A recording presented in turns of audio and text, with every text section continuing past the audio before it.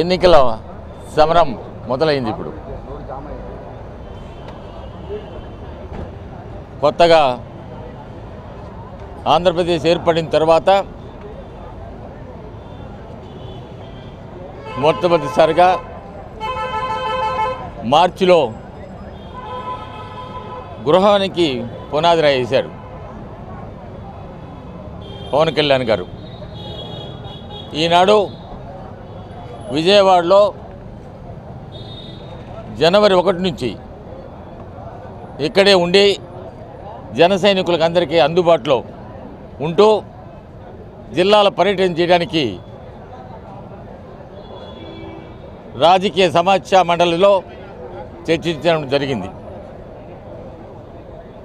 ఈరోజు శ్రీకాకుళం సమన్వయ కమిటీ సభ్యులతోనూ అదేవిధంగా ముఖ్య నాయకులతోనూ అదేవిధంగా ఎవరైతే జనసేనకు పట్టుకొమ్మలుగా ఉన్నారో వాళ్ళతో కూడా ముఖాముఖి మాట్లాడడం కూడా జరిగింది.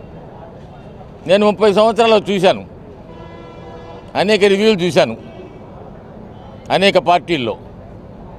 ఈనాడు ఈ రివ్యూ జనసైనికుడి మనసులో ఉండిపోయేటట్టుగా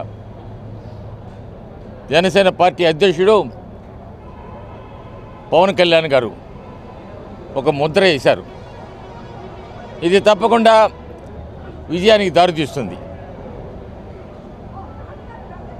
మరలా 3 గంటలకు విశాఖపట్నం 15 నియోజకవర్గాల్లో నియోజకవర్గాల వారిగా సమీక్షలు జరిగాయి. ఎక్కడెక్కడ ఏమేమి సమస్యలు ఉన్నాయో ఆ సమస్యలు ముఖ్య నాయకులతో కూడా చర్చించి ఒక సూచన కూడా చేశారు.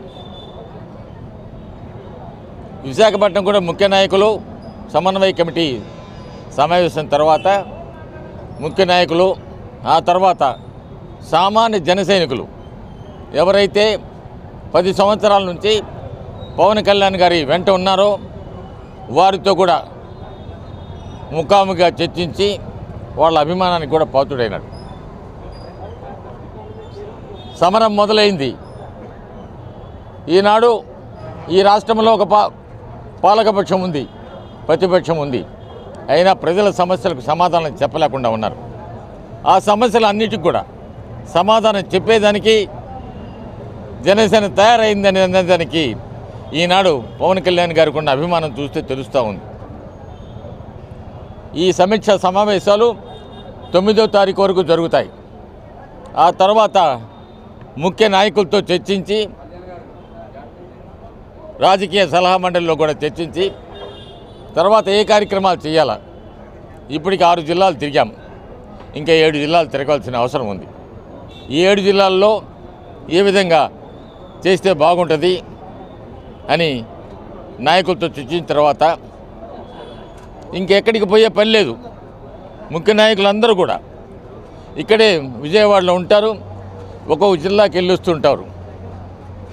సీనియర్ నాయకులు జిల్లాలకు వెళ్ళి ఉన్న పరిస్థితి తెలుసుకుంటారు. అవతల అధినాయకుడికి కూడా సమీక్ష చేస్తారు. త్వరలోనే ఎన్నికలకు అభ్యర్థులను కూడా పరిశీలనలో కూడా జనవరి ఆఖరు లోపల కూడా పరిశీలనలకు చేస్తారని కూడా అధ్యక్షుడు చెప్పాడు. ఏ ఎన్నికైనా కానీ అధ్యక్షుడి సూచన వరకే ఉంటుంది. జనసేన పార్టీకి అధ్యక్షుడు అధ్యక్షుడు ఉంటారు. 1 కానీ 2 కానీ 3 అయినా కానీ జనసేన అధ్యక్షుడే. అంతేగాని వారి మాటే ఇక్కడ సర్వజనానికి కూడా ఆమోదంగా ఉంటుంది. For more updates please subscribe 99 TV Telugu.